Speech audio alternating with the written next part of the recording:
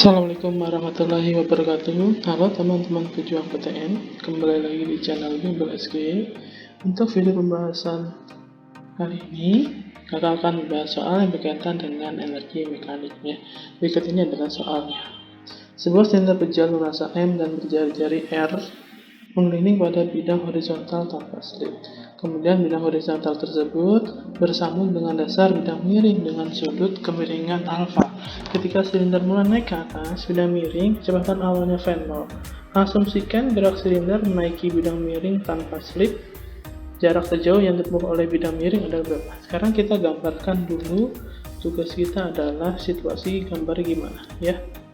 Oke, jadi ini soalnya kita coba gambar dulu.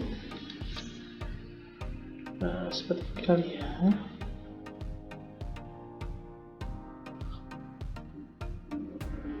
Oke, kemudian kita tarik garis bidang miring.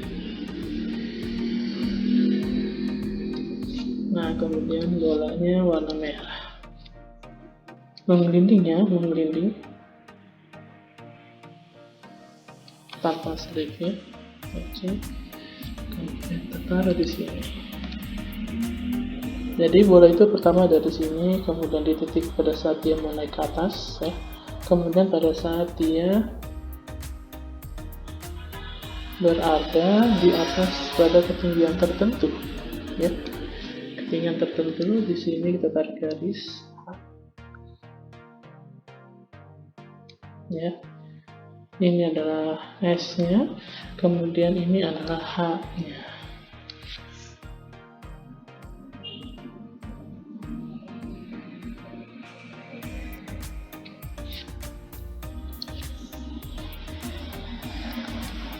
Oke, nah sekarang sebuah silinder bermassa M ya, massanya M.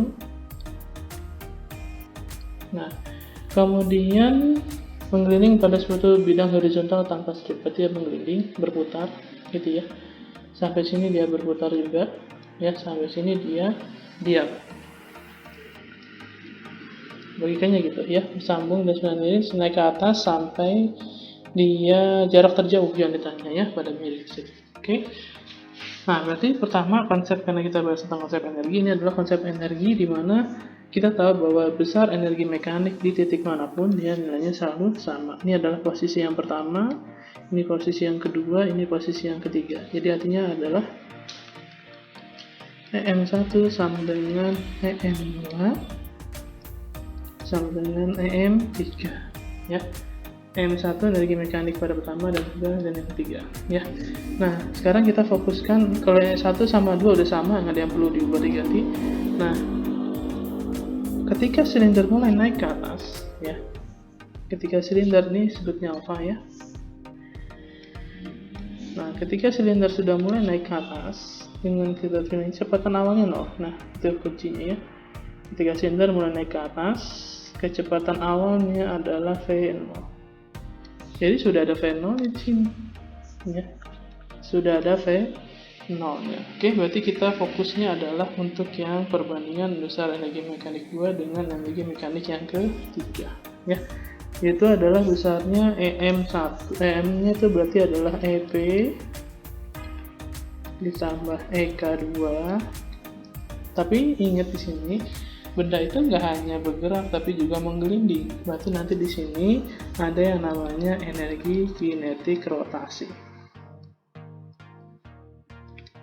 Ya, sama dengan energi potensial 3 ditambah dengan energi kinetik yang ketiga tambah EK rotasi 3. Nah, ketika di dalam keadaan yang ketiga ini ya, di sini berarti kecepatannya dia sudah tidak berputar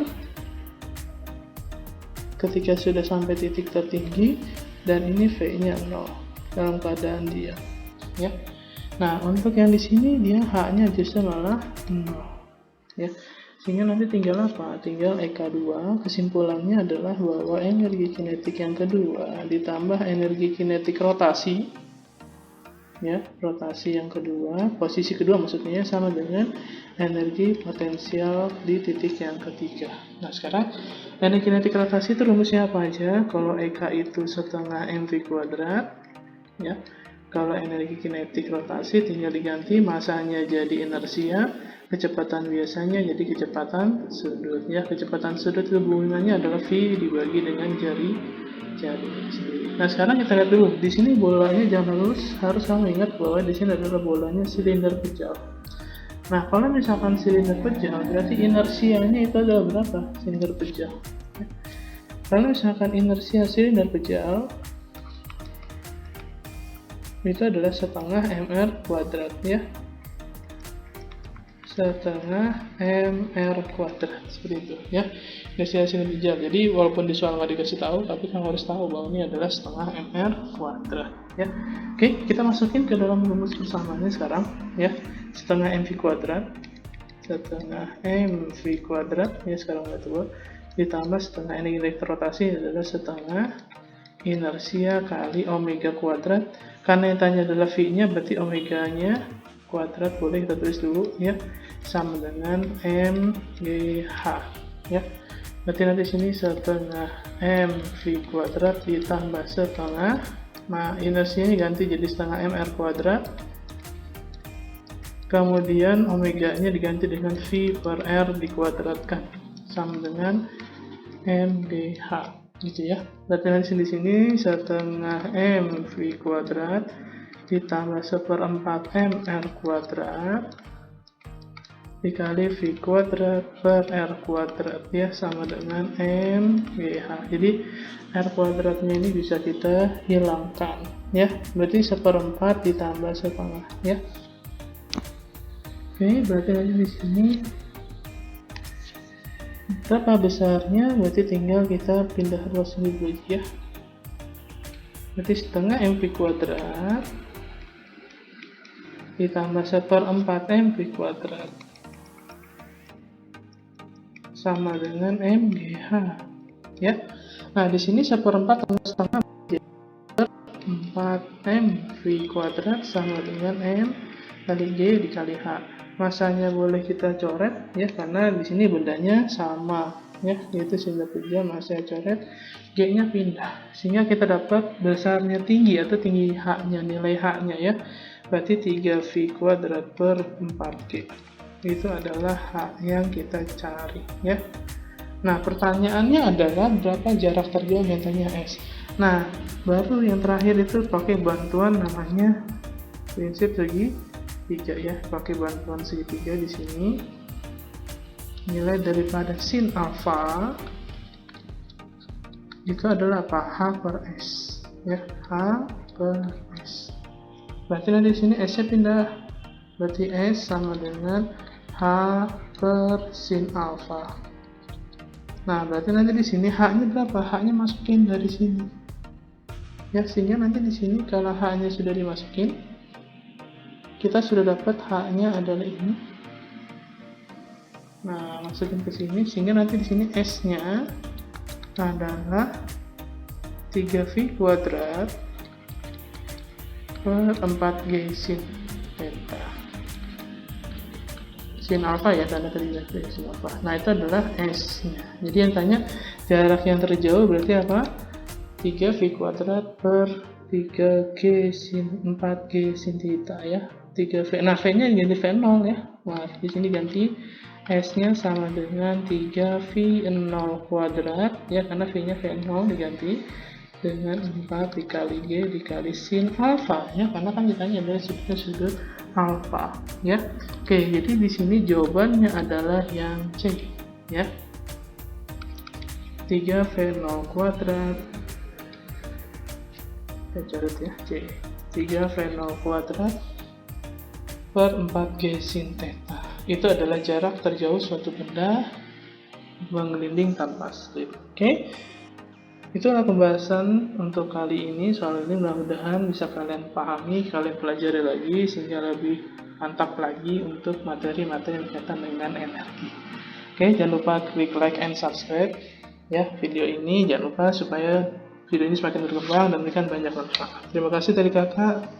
Assalamualaikum warahmatullahi wabarakatuh.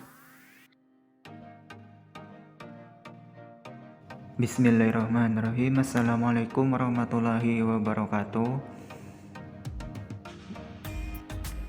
Salam buat pejuang PTN dimanapun Anda berada. Baik, di sini kembali lagi bersama Kak Abil dalam pembahasan soal UTBK Fisika. Pada kesempatan kali ini kita akan membahas sebuah soal fisika yang terkait tentang fenomena gerak parabola yang digabung dengan energi potensial pegas. Baik, kakak bacakan soalnya. Sebuah senapang bekerja dengan menggunakan pegas untuk melontarkan peluru. Jika senapang yang sudah dalam keadaan terkokang, yaitu dengan menekan pegas sejauh 4 cm, diarahkan dengan membuat sudut elevasi 53 derajat terhadap arah horizontal. Peluru yang terlepas dapat mencapai ketinggian 48 meter. Jika massa peluru adalah 3,2 gram dan percepatan gravitasi adalah 10 meter per second kuadrat, maka besar konstanta pegas senapang tersebut adalah... Jadi di soal ini yang ditanyakan adalah besar konstanta pegas senapang tersebut. Oke, baik, kita jawab. Untuk soal seperti ini kita bisa menggunakan hukum kekekalan energi mekanik peluru saat berada di dalam senapang, dan kita juga bisa menggunakan fenomena gerak parabola saat peluru mencapai ketinggian maksimum, yaitu saat mencapai ketinggian 48 meter. Oke, baik, kita jawab. Jadi yang pertama yang harus kita lakukan untuk soal seperti ini adalah meninjau peluru saat berada di dalam senapang, di mana saat peluru berada di dalam senapang berdasarkan soal peluru dalam keadaan terkokang, maksudnya peluru tadi sudah ditekan sejauh 4 cm yang diarahkan dengan membuat sudut elevasi 53 derajat. Berarti bisa kita katakan di dalam peluru itu ada fenomena hukum kekekalan energi mekanik, di mana energi mekanik awal sama dengan energi mekanik akhir. Energi mekanik itu rumusnya adalah energi potensial ditambah energi kinetik, di mana energi potensial itu milik pegas dan energi kinetik adalah milik peluru, sehingga persamaannya bisa kita buat sebagai berikut. Nah, untuk energi mekanik awal itu kita bisa tulis EP tambah EK awal, dan untuk energi mekanik akhir kita bisa tulis energi potensial ditambah energi kinetik akhir. Nah, perhatikan soalnya saat kondisi awal pegas dalam keadaan terkokang, maksudnya pegas dalam keadaan tertekan. Kalau pegas dalam keadaan tertekan, maka dalam pegas itu ada energi potensial pegas yang besarnya adalah setengah K dikali delta X kuadrat. Nah, untuk energi kinetik peluru, karena awalnya pegas dalam keadaan terkokang, kan pelurunya diam. Kalau peluru diam berarti kecepatannya 0. Kalau kecepatannya 0 berarti energi kinetiknya 0, karena energi kinetik setengah kali massa kali kecepatan kuadrat. Nah, untuk energi mekanik akhir, energi potensial pegas, karena pegas tadi sudah melempar peluru, maka pegas tadi sudah dalam keadaan tegang. Kalau pegas dalam keadaan tegang berarti energi potensial pegas kondisi akhirnya adalah 0. Nah, untuk energi kinetik akhir, karena peluru sudah keluar dari senapang, maka energi kinetik akhirnya karena peluru sudah bergerak, maka energi kinetik akhir bisa ditulis sebagai setengah kali massa kali kecepatan awal kuadrat, sehingga setengahnya kita coret, sehingga kita dapat persamaan pertama, yaitu kecepatan awal kuadrat sama dengan konstanta pegas dikali delta X kuadrat dibagi massa peluru. Nah, kita perhatikan di sini. Apa sih arti dari kecepatan awal ini? Kecepatan awal ini maksudnya adalah kecepatan peluru saat keluar dari senapang. Nah, karena peluru keluar dari senapang membentuk sudut theta, maka peluru tadi akan menempuh lintasan parabola. Jadi, gerak peluru itu bisa kita buat lintasannya sebagai lintasan parabola. Di sini kita perlu dua persamaan untuk menentukan besar konstanta pegas senapang tersebut. Persamaan kedua itu kita dapatkan dari meninjau peluru saat peluru tadi berada di ketinggian maksimum. Di mana karena fenomena gerak parabola, maka kita menggunakan rumus ketinggian maksimum pada gerak parabola. Nah, di sini kita hanya menggunakan rumus ketinggian maksimum pada gerak parabola. Nanti kita bisa mendapatkan persamaan kecepatan awal kuadrat, sehingga nanti kita bisa substitusi persamaan 1 ke persamaan 2. Oke, kita tahu rumus ketinggian maksimum atau Hmax itu besarnya dirumuskan oleh kecepatan awal kuadrat dikali sin kuadrat theta dibagi 2 kali percepatan gravitasi bumi. Nah, dari rumus ketinggian maksimum ini kita bisa dapatkan bahwa kecepatan awal kuadrat bisa kita tulis sebagai 2 kali G kali ketinggian maksimum dibagi sin kuadrat theta. Oke, jadi kecepatan awal yang kita dapatkan dari ketinggian maksimum ini kita katakan persamaan kedua. Nah, persamaan 1 dan persamaan 2 ini sudah cukup untuk mendapatkan nilai konstanta pegas, karena yang ditanyakan di soal adalah besar konstanta pegas senapang tersebut.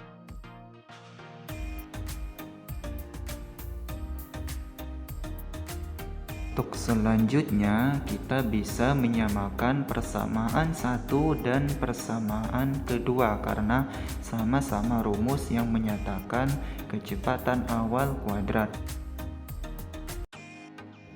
Oke, jadi kita bisa tulis sehingga dengan menyamakan persamaan 1 dan persamaan 2,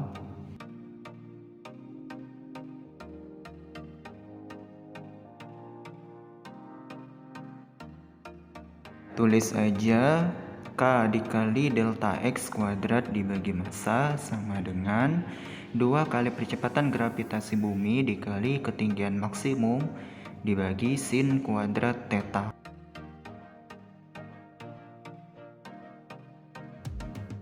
Nah, setelah kita menyamakan persamaan 1 dan persamaan 2, kita dapatkan persamaan untuk konstanta pegas senapang tersebut bisa kita tulis 2 dikali massa dikali percepatan gravitasi bumi dikali ketinggian maksimum dibagi delta X kuadrat dikali sin kuadrat theta.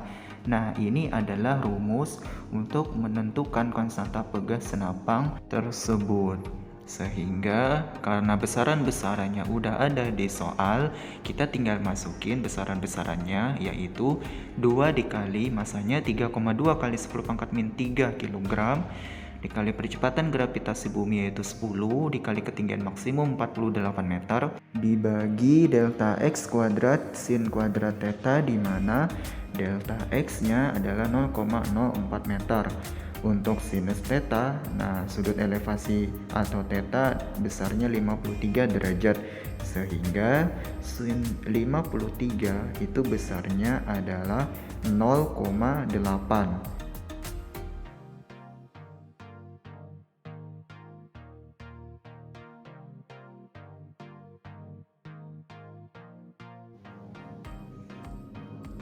Nah, setelah kita hitung, kita dapat besar konstanta pegas senapang tersebut adalah 3000 Newton per meter.